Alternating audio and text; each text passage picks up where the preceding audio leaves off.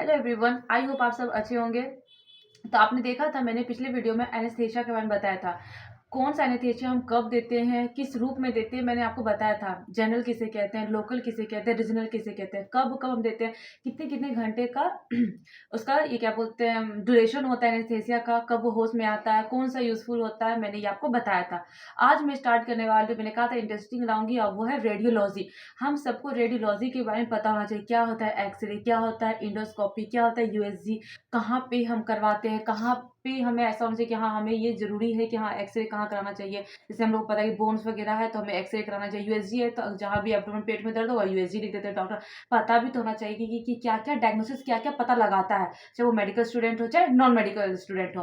अब रेडियोलॉजी, सबसे पहले रेडियोलॉजी का मतलब ही होता है स्टडी ऑफ रेडिएशन। जो भी रेडिएशन निकलता है, चाहे क्या बोलते हैं यूवी रेज हो गया, गामा रेज हो गया, कॉस्मिक रेज हो गया, उसे हम क्या कहते हैं रेडिएशन निकलना, उसी को हम कहते हैं रेडियोलॉजी बोलते हैं। और सबसे हाईएस्ट फ्रीक्वेंसी रेडिएशन होता है वो होता है हमारा गामा रेज में। ये साइन होता है गामा रेज का, उसमें सबसे ज्यादा फ्रीक्वेंसी होता है। इस अगर गामा रेज से भी ज्यादा फ्रीक्वेंसी पाया जाता है तो वो हमारा कॉस्मिक रेज में पाया जाता है। अब रेडियोथेरेपी, सबसे पहली बात है कि हमको पता है कि कैंसर के ट्रीटमेंट में रेडियोथेरेपी होता है, केमोथेरेपी होता है। तो रेडियोथेरेपी आजकल के कैंसर ट्रीटमेंट में बहुत ज्यादा सहायता होता है, बहुत ज्यादा। लेकिन इसमें कंडीशन है कि 1 to 3 स्टेज में रहेगा तभी हम कैंसर का ट्रीटमेंट कर सकते हैं। बट अगर 4th स्टेज में चला गया तो हम उसका ट्रीटमेंट करना थोड़ा डिफिकल्ट होगा, ना के बराबर समझिए, डिफिकल्ट हो जाएगा। गामा रे क्या होता है ना, वो ट्रीटमेंट में हेल्प करता है, क्योंकि मैंने पहले कहा था क्योंकि बहुत ज़्यादा हाई फ्रीक्वेंसी रहता है। मैंने कहा था हाई फ्रीक्वेंसी होता है। जबकि एक्सरे का बात करें हम, उसमें क्या होता है वो डायग्नोसिस का पता लगाता है। जैसे बोन में अगर फ्रैक्चर हो गया है तो हम एक्सरे करवाते हैं। अगर स्टोन वगैरह पता लगाना है तो भी हम एक्सरे का डॉक्टर सेशन करते हैं। तो वो क्या होता है, वो डायग्नोसिस पता लगाता है कि ये इसमें ये है, इसमें ये दिक्कत होता है। तो वो क्या होता है, इसमें लो फ्रीक्वेंसी का यूज होता है as compare to gamma rays. तो मैंने बता दें एक्सरे क्या होता है, एक्सरे में डायग्नोसिस का पता लगाते हैं, और गामा रे हाई फ्रीक्वेंसी में देते हैं तो हमें ट्रीटमेंट का पता चलता है।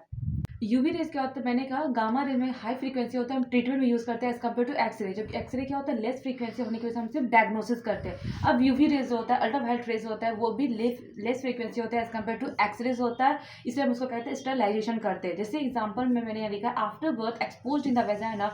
जब बच्चे होने के बाद, आफ्टर बर्थ होने के बाद क्या होता है, वेजाइना में हम क्या करते हैं एक्सपोज करते हैं। उसमें क्या होता है मदर टू किड इन्फेक्शन, उसमें क्या होता है मदर के वेजाइना पे हम एक्सपोज करते हैं। इससे क्या होता है जो भी इन्फेक्शन होगा वो वहाँ पे डेथ हो जाएगा।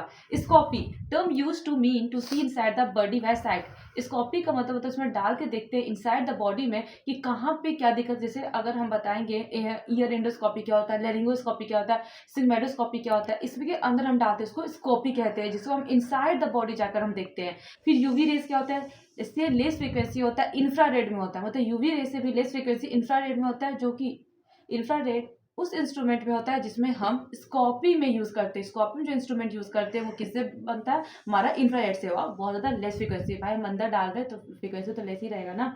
माइक्रोवेव क्या होता है, रेडार और सोना।